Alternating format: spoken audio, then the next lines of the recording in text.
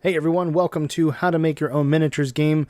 I am Rick Graham, owner of White Light Media and creator of the Revelation Skirmish and Field of Legends miniatures games. You can check out my company's website and get information on our other projects by going to whitelightmedia.org. Now, we are now at episode 7, if you can believe it. Now we are going to be getting into the conversation of playtesting. Now, we've dabbled in this conversation a little bit. We've talked a bit about, like how to design your own stats, starting to get some of the core mechanics down and some other ideas, world building and kind of getting the scope of your game and the scale of your game. So now we're getting to the point where we can actually start rolling some dice and start getting some feedback so that we kind of know if we're going in the right direction. So what is your primary objective with playtesting? Well, with playtesting, you're trying to test your game while playing it. You're playtesting in the beginning, because I'm going to go ahead and preface this really quick. This episode is not about playtesting when the game is finished and you're just trying to get more general feedback, or once the game is totally designed and you're introducing a new model or unit. This is focused on more of the initial beta testing phase of playtesting. This is you still trying to get down core mechanics, tighten it up, add additional, more advanced rules, kind of figure out ways to teach people how to play. Playtesting is great at locking down rules for verbiage, because you will tell people over and over and over, teaching them how to play your game. So you're going to learn your own rules pretty well. I will say, you will still forget some of the rules, so it's not a bad idea to either download, save your notes on and handwrite them into a notebook, save them as a PDF so you can load it onto your phone or tablet when you're out. If you want to print them, that's fine, but you're likely going to print them a lot because you're going to be making changes. I would focus more on just getting a digital copy or a handwritten copy and then kind of just flesh things out from there. My way may not go with you. Playtesting is exciting, and it's also really, really daunting. It's really challenging because here, you've been spending, let's say, maybe weeks or months kind of developing this new creature, this, your little baby game, and then you're going to go teach someone else how to play, and there's the fear that they're just going to blast a bunch of holes in it, pointing out all the problems with it. I would say that this is very natural. I wouldn't super freak out about it, because this is the natural thing that has to happen. You have to eventually make yourself vulnerable and open your game up to critique and open up to find out that your game sinks or fails, like it floats or sinks, like it's successful and you're moving forward, or you got to go back to the drawing board and start over with different concepts or different ideas. So let's discuss when do I play test? I would say as soon as you have some stats down. We mentioned that in previous episodes, where do not look to write your entire game. Design the core mechanics, develop some stats, start rolling some dice, start figuring out if the game sucks. Why? Because you're going to go spend hours and hours and hours writing out and building all this engine, and then if you haven't even played it, you don't even know if it's fun. You don't even know if you like it yet. So you got to get to a point decently early on in the process, because your testing should begin really close to the beginning, and it's going to continue through the rest of the development. There won't be a phase of game design where you're not testing the game. All right. I guess you could say technically in the marketing development, you might not be testing, but I would argue that you still should, because you should already be working on, depending on what your purpose is or what you're driving for. So like for me, I'm always trying to test some new model or testing some new advanced rule or testing something usually. Sometimes I slow down and let myself kind of have a break, but I'm usually trying something. Why? I'm a very, mentally active person. I'm looking for things to do and things to move forward, because I want to make this my full-time job. So I take it in a different level than maybe you, and that's fine. But just to kind of tell you how I view it. What should I do while play testing? Take lots of notes, mental notes, handwritten notes. I would stress highly to write them down. You will not remember them all. You should be making notes of things like, how is the game flowing, or specific stats, specific rules, your measurement system, your speed system, your attack system, your defense system. What other types of crazy, wacky components you come up with as part of your engine. There's always things to make note of. And sometimes it's to make note that, okay, it's working. You're not always play testing looking for where there's problems. You're also looking for where you have got it right.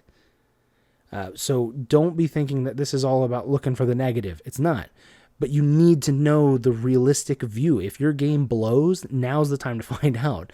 If your game is going to, is already hitting it off and doing really good, maybe you're onto a really cool engine and you've got down, something really nice and moving forward with. Next question I got here.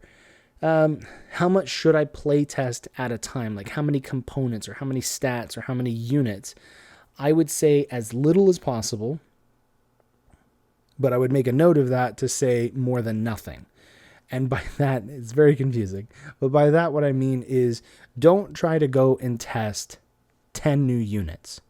Don't try to test 20 new advanced rules. Try to do certain things. So if you're doing a play test, do it with purpose. All right, we're going to be testing this new unit for this side and one new unit for that side. By and large, if you were going to do this like a big company, you would test, I would imagine, one thing at a time and make sure that one thing functions the way it's meant to. And if it's not, you tweak it, you keep playing until you lock it down. But for us, more of the hobbyist game designers that are also leading into the solo entrepreneur game designers, we need to kind of accelerate things. So we can't always test one thing at a time because while some people may think I've done a lot of play testing, I've done quite a bit, but I've been trying to be very tactical with it and move into more advanced and where people didn't really know I was making notes of things, because I'm always making mental notes of if I start noticing a particular unit maybe winning or doing too much damage or not doing enough damage because it gets blown up too quick. And I'm kind of trying to always be observant of how certain units are performing. I'm not trying to, my brain's not going at 100% constantly because I'm trying to be in the moment and trying to analyze how are the players reacting. Are they having fun? If they're not having fun, what's wrong? Is it something, in them personally, or is it something with the game? Is it something with their opponent? Is it something with the dice? You're trying to, there's a lot of things that you're watching. So being an observant person or trying to wear your observer's hat is very important when you're play testing. It's a bit granular at times because this wasn't really my intention. One of the things that when I made my miniatures game, Revelation Skirmish, I wanted to design the game that I would enjoy, right? The game that I never found anybody else to make. And I think I've done that. I've accomplished that. But I know that every time I go to play, I'm working. Even when I'm just doing a for fun game, I know I'm analyzing it and I'm working. So I've kind of just made peace with that. And I know that every time, once a week, I have a group that meets and we go down to my local game store and we play. And I know no matter how many players show up that night, I'm there. It's work. I'm promoting. I'm trying to be observant for how the players are reacting. We're testing something new. We're using some new mechanic or something. We're doing something and my brain is in active mode. When I go to play other games, I'm just there to hang out and chill. By and large, I'm not there with the ulterior motive. I'm there to just relax. When I'm going to promote my game or going to go play test or we're going to go meet up and play every week, I'm there trying to grow my brand. And it doesn't mean that I'm constantly trying to be like, I know some people probably think that sounds like you're just always in it trying to get something from other people. And that's not true. In part, I'm always paying attention because it's one of the easiest times that I have to have other players around. And some of these people don't know me that well. So I get a little bit more of a different perspective, So I'm just trying to be observant and just watch for that. Kind of going back to the, how much should I play test at a time? You're going to have to test once you get through the initial play testing and you start locking down game mechanics and you start locking down what are my, let's say, model stats. Like I've mentioned before, you try to figure out what's going to be your character or unit that is in that classification. So for Revelation Skirmish, we have infantry, vehicles, and war mechs. I try to make one that all the others were going to be inspired from. Some may have vastly different stats, but they're going to still kind of fit with that mindset, that engine in place that I built.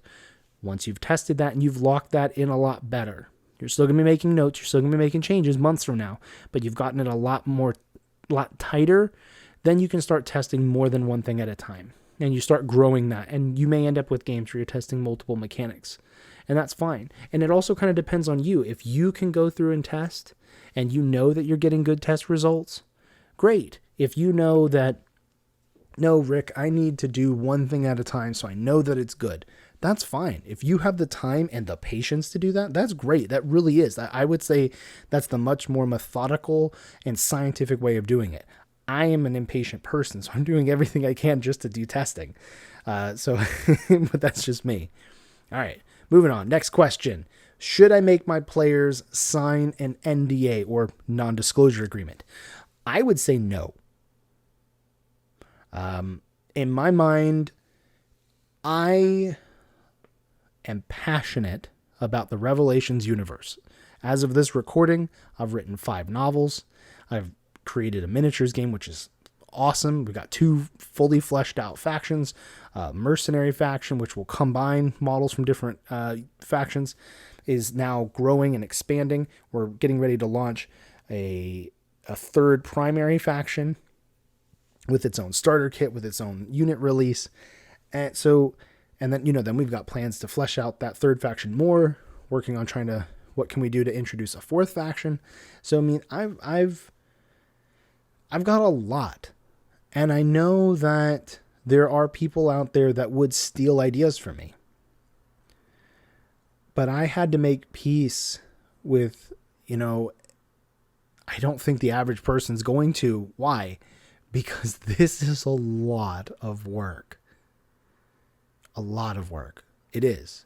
And I don't say that to be, hit a spring on my mic. I don't say that to discourage you. I say that I know years ago, I was afraid to give people my writing, which was absolutely trash.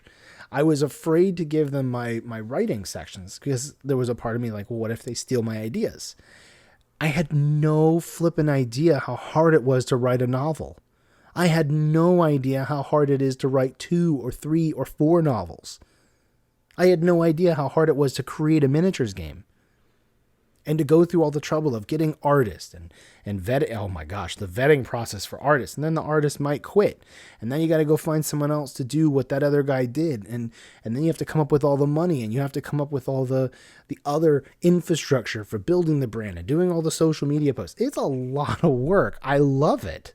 At times, I'm frustrated because we're not moving at the speed that I'd like to. But at the end of the day, I am blessed. I know I'm blessed to be able to have this sort of lifestyle.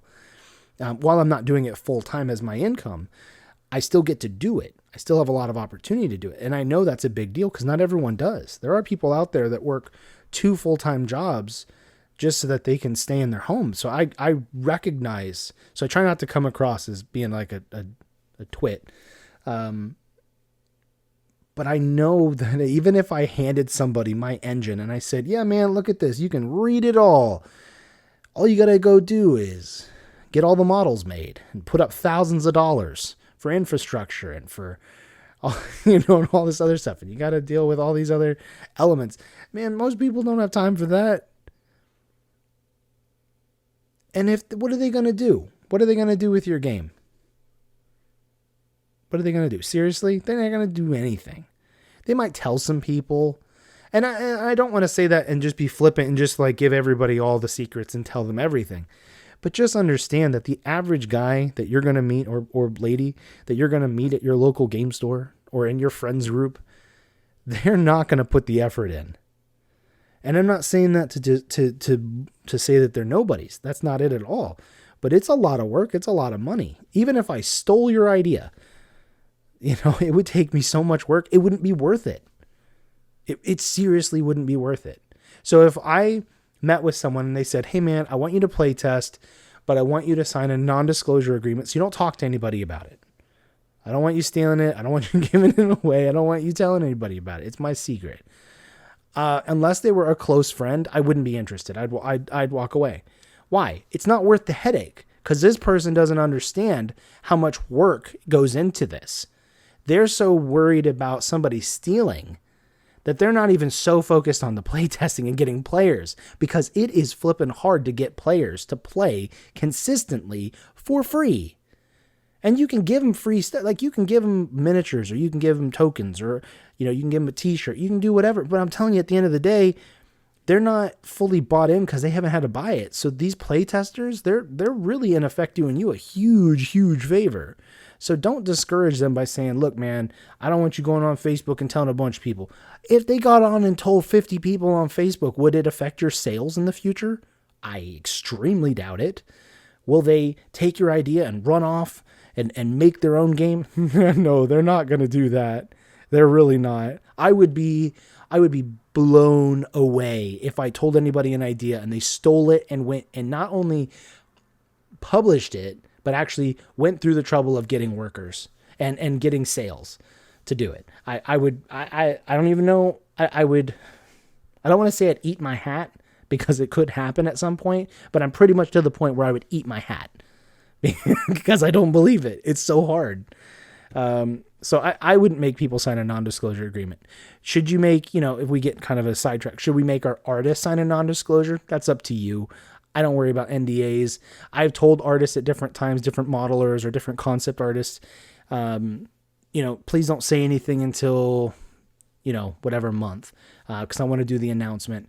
By and large, until you start having fans and you start having a community, nobody cares. If your artist goes out and blabs and tells a bunch of people, oh man, look at this model I made, or look at this artwork I made for this universe, nobody knows who you are, so they're not really spoiling anything, because very likely those people that they're spoiling it to, quote unquote, don't know you, aren't in your community, and aren't phased. And maybe that actually might draw them in because they're like, wow, I really like that. That's a cool tank or whatever. Where's that community at? I want to be a part of that and follow that project. It may end up being good. It may end up doing zilch, but more than likely it's not going to do anything. All right, moving on. Enough of that.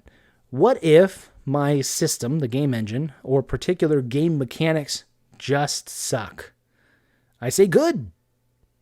Rick, how can you say that's good? Because we're still in early playtesting. It's better to know now and get it tweaked than be months in and then somebody says, hi, Mr. Game Creator. Yeah, like this question I have, it just totally blows a hole in everything you created. You somehow missed the obvious, or someone exploits a rule and you're like, I can't believe no one has ever done that. And now my game is ruined because of that. I have to go and fix it. I have to plug that hole in because now that there's this big exploitation, it could ruin everything. If your system sucks right now, that's fine. I've already gone over in other episodes, changes that I made that dramatically altered the way that Revelation Skirmish was played. Am I upset with that? No, I don't feel like it was wasted time, anything, because I figured out what I did like and what I didn't like, and, I fixed it. Yeah, I don't think it's a problem at all. Once you're months in and you're finding out huge problems, I think you gotta start questioning things differently. But when you're in the early weeks, the early months, nah, man, that's part of the process. All right, how many people should I let play test? Now, this is, I make these episodes for those that are trying to get into making their own miniatures games. So very likely you're a one-person operation, not counting any freelancers you hire. Like the full-time people or the people who are seriously invested in your project is probably you and only you. So I would say you should aim for 1 to 4 players to play test.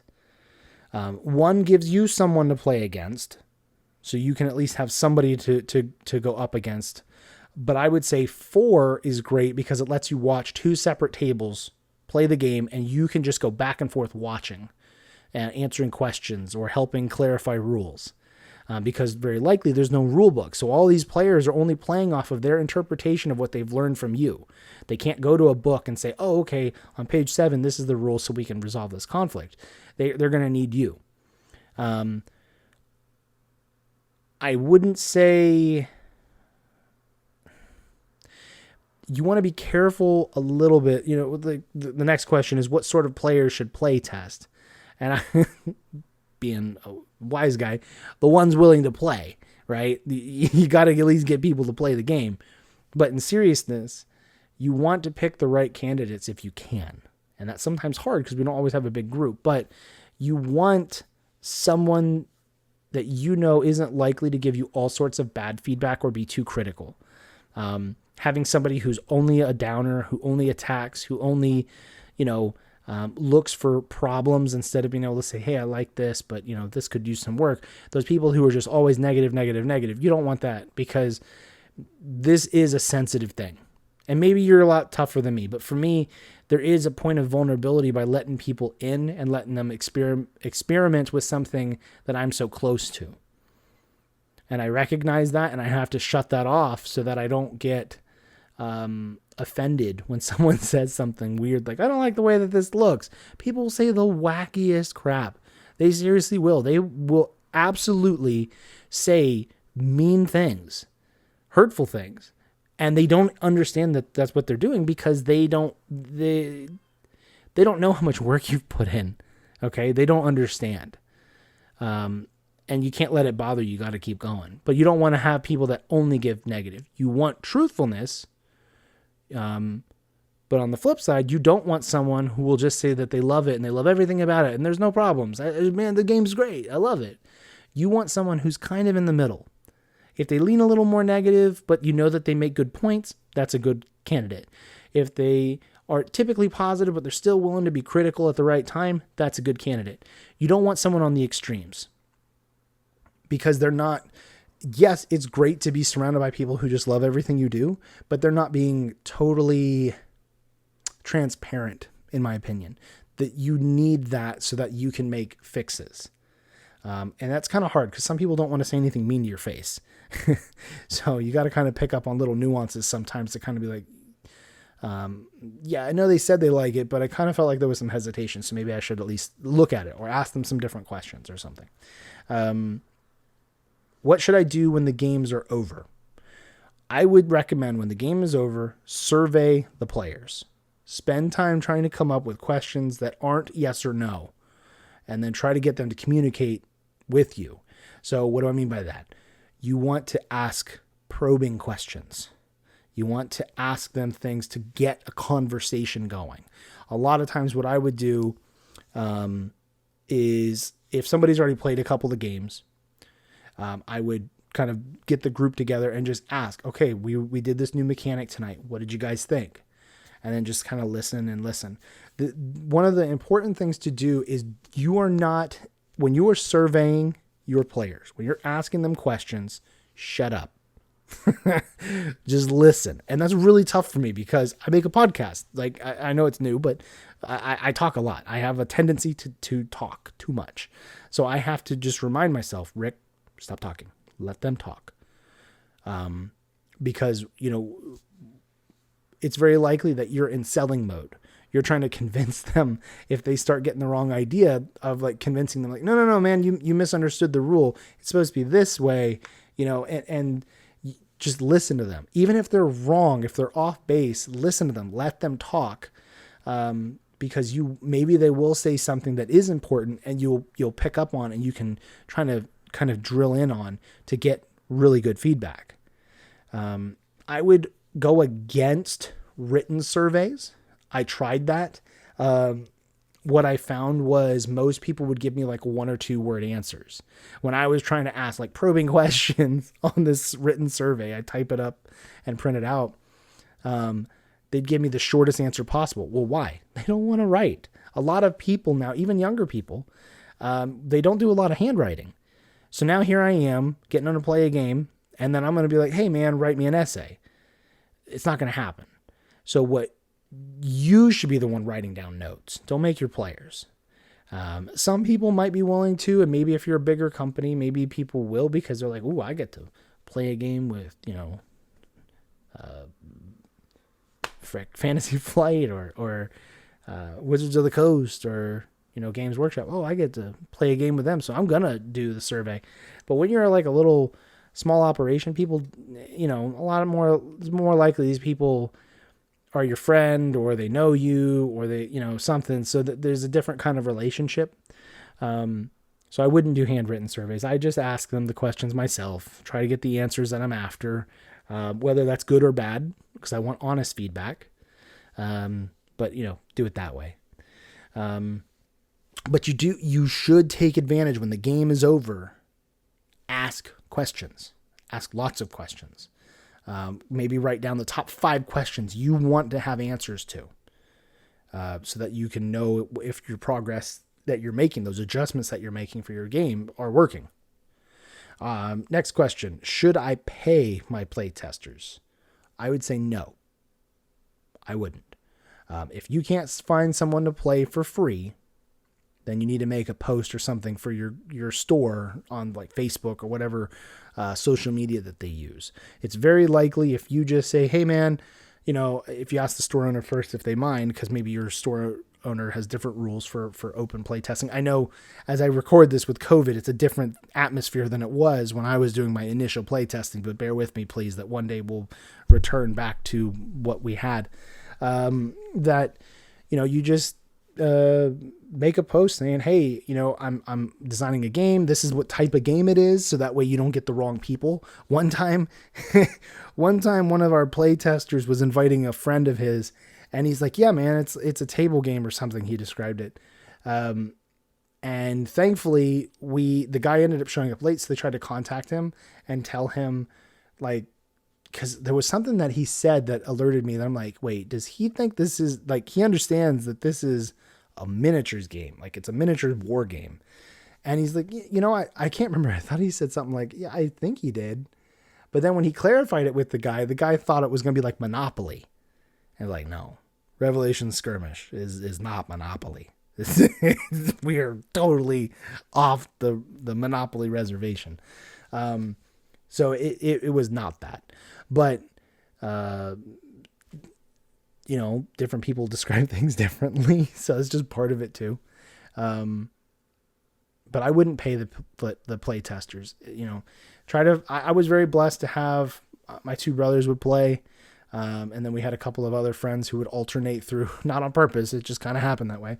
And, I was able to then kind of grow my group into other types of people, that I didn't know very well at all. Some I only met through playtesting. So, that was good, and, it kind of just still deals with asking the right questions. But as far as paying people, I mean, you're going to get into a weird spot. You need all the money you can get to design your game, to pay your artists.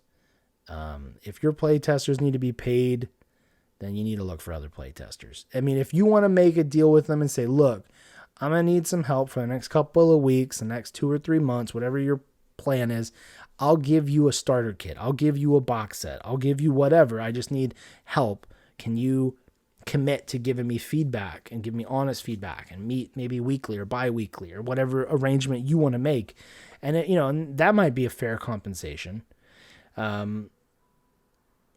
I kind of let it where my play testers kind of help influence future ideas. Sometimes I tell them, sometimes I don't. So, I mean, they are influential and they are a part of the game making process for me, whether they know it or not. So I try to really appreciate them and show it, as best I can. And this is my last question I got right now written up. What do I do if my players hate the game? Like, what do you do? What do you do if the players played your game and they're like, you can just tell, you can just feel that they're like, this is not my game. I don't like this. I would still try to ask them lots of questions. sometimes their expectations will not be in alignment with what you're trying to accomplish. For example, I had this one person play my game, and we had models, but we didn't have tokens yet. We didn't have the order cards yet. So basically we had just the models and dice. We had proxy tokens and handwritten cards so that we could still test things. So the majority of the game was there, but it wasn't all official, if that makes sense. We were still using prototype pieces. And which I guess we never got into prototyping. I could get into that, but I feel like most people could figure it out. But anyway, we could. If people think there should be an episode for that, I'll do that. But so I'd been doing playtesting for several months. Generally positive feedback. We would make tweaks and then people would say, you know what, I think that's actually better. So we're making good progress. We're moving forward. Things are going good, right? Now, it's not going as fast as I'd like because I'd like it to be done because I want to be able to sell it, but being as patient as I can be, moving forward, try not to be overly anxious. So one of these players play tested, and I could just tell right away he didn't really like the game. And as we're going, he's making like little comments about stuff. And when it's over, he's trying to tell me that like, well, it's basically like Star Wars Legion. No, it's Revelation Skirmish is not Star Wars Legion. But he thought that it felt like it because we used order cards and they use a command hand. Kind of similar idea, but order cards are different because it's something that affects the whole turn. Typically in Star Wars Legion, if you play a card, it affects one character or just a couple of units, but it's usually not an all turn thing. And those cards can be affected by which models in the game get destroyed. While in Revelation Skirmish, you, the player, are the commander. None of the other units could kill you, so you can still give orders to your men on the field, all your soldiers, your men and women fighting. So they can't remove you from the game. So unlike games like Star Wars Legion or Warhammer 40K, where you can kill the hero characters and now they can't do anything, you technically are the hero kind of your own game. So for your side. So anyway, but he and I had played Star Wars Legion together before. He was part of that group. So he was picking up on things that in my opinion weren't there, but I could understand why he was picking up on that. But then come to find out, his preferred style of game is like Axis and Allies miniatures. And Axis and Allies, if you've ever played that, I've only played it a little bit. It's a vastly, vastly different game than a lot of the modern miniature games. It's, from what I can remember, we both sides take turns, but then kind of like damage happens kind of at the same time. So it's kind of similar to Battletech, but it's different if you've ever played classic Battletech. Or actually, if you've played like Warhammer, where everybody's shooting and then everybody's shooting and then there's death. But he wanted things that weren't going to happen. In Revelation Skirmish, our mechanics are, it goes back and forth. It is a reactionary game. I activate a unit. I do whatever I want to do with that unit. You go with the unit. You do whatever you want with your unit. Then I go. Then you go. Then I go. Then you go. So we go back and forth. It's very reactionary. And we go until all the units are activated, then we do a new new round. So the type of game he wanted was the opposite. We're both going to move all of our units. Then we're both going to attack with all of our units. And then we're going to end up having everything that's dead. And I can't stand those types of games anymore. Because it's too slow. Way too slow. But in his mind, well, it's more realistic because then both sides are shooting just like they would in real war. And I get that. But at the same time, we're trying to simulate combat while also still keeping both players interested in the game. We're trying to move it along. I'm trying to get done in 2 hours, right? I'm trying to make the game happen and finish as a creator. So his expectations, his desires for what my game should be did not align at all with what I wanted my game to be, what my game was. So I knew that he was never going to like the game. And it wasn't a big shock to me as I figured out, like, okay, well, that's why he didn't like it, because it wasn't the type of game he wanted. He didn't want what I'd made. He wanted something that other people did. So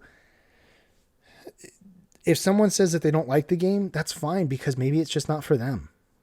If somebody sat down to play your game and thought it was going to be Candyland, then they're going to be a little bit shocked, right? Or if they sat down and thought it was going to be, name any other game out there, and your game's totally different, well, that's fine. They don't have to like it.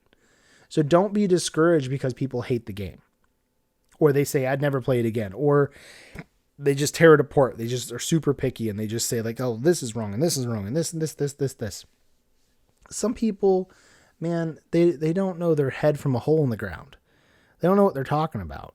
They don't know how much work you put into it. They don't know what it's like to design something like this. They don't know what it's like to put up a bunch of your own money, not knowing if you're ever going to make it back.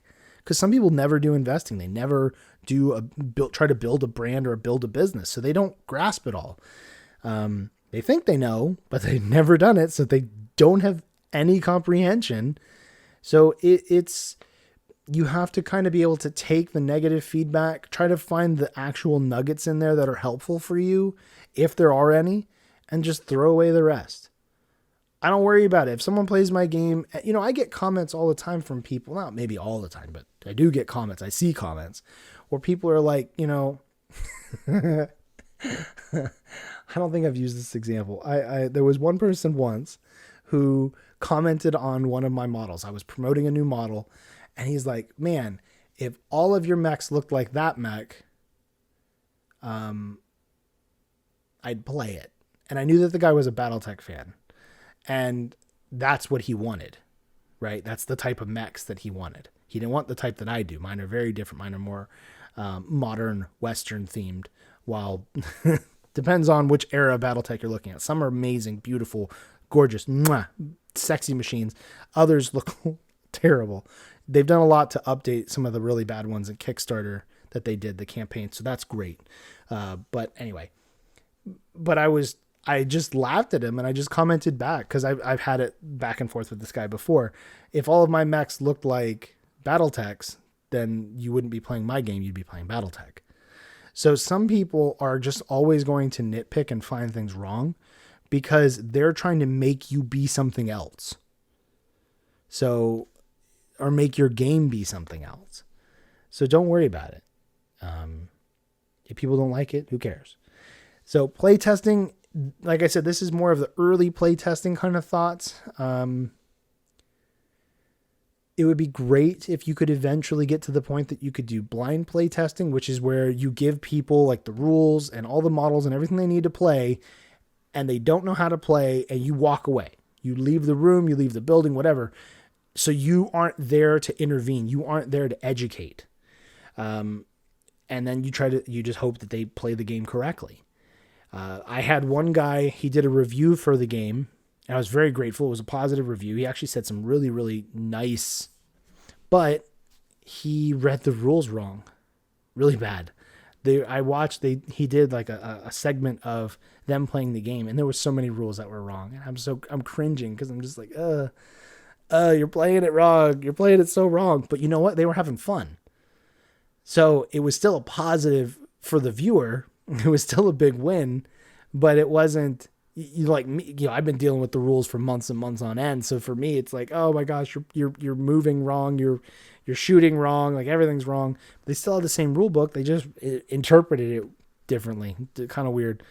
And that's okay. I hope some of this hasn't been like too much rambling. Most of the time I get pretty good comments about this podcast.